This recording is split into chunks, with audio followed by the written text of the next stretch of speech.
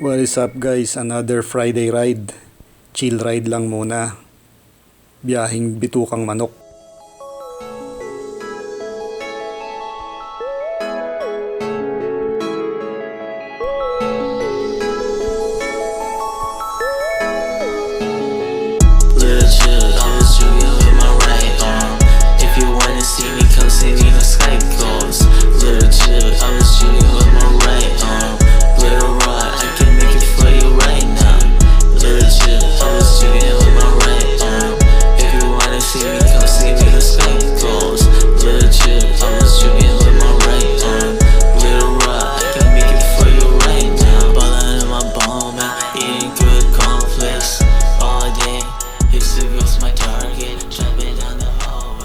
Paligid. Nagbabadyang umulan na malakas. After ng Diria flagpole, inabutan kami ng ulan. Sumilong kami saglit sa bus stop, pero dinerecho na rin namin. Advantage yung may mga tapalodo. Nagamit din after few months. Malakas yung ulan, madulas. Yun may tapalodo rin ang lapad. Sa may bandang mahabang palusong, medyo lumalakas at lumalaki yung patak ng ulan, kaya kailangan mag-ingat dahil madulas dito.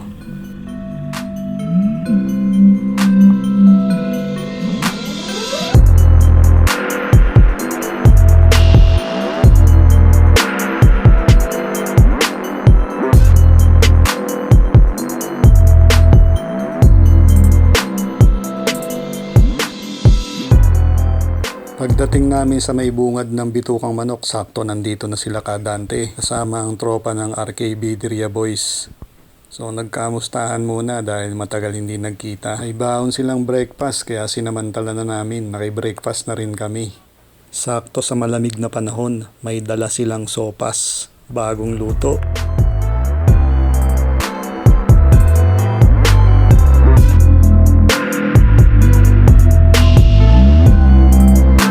Maraming thank you po sa pa-breakfast. Dumating at nakijoin din si Asper, yung Chinese national na lady biker na nakilala namin sa Wadi Hanipa Park.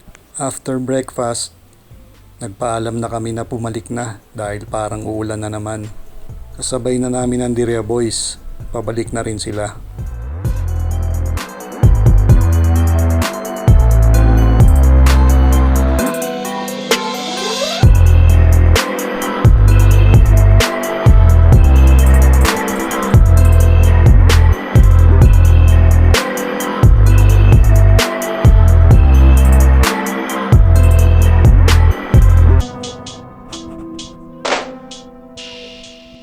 On our way to Diria flagpole, nagpaalam na kami kila Kadante.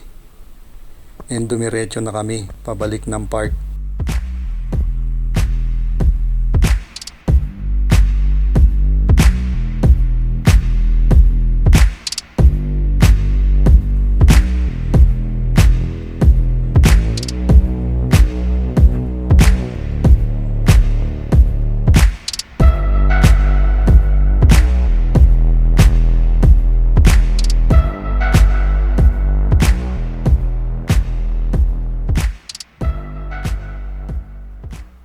On our way to Wadi Hanipa Park, may nadaanan kami nakatumbang puno ng dates, 2 piraso. Siguro dahil madulas ang kalsada, may naaksidente. At dito, humiwalay na si Jimboy.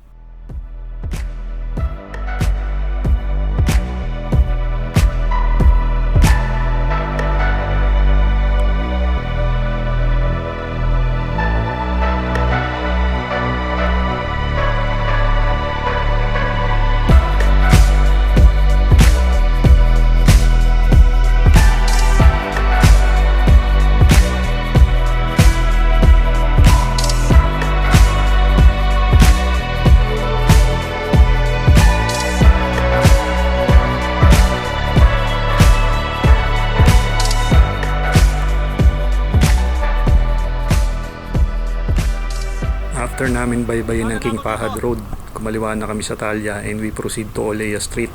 Nagpaalam na rin ako kila Rex, kumaliwa na ako sa Talatin and solo ride na pauwi.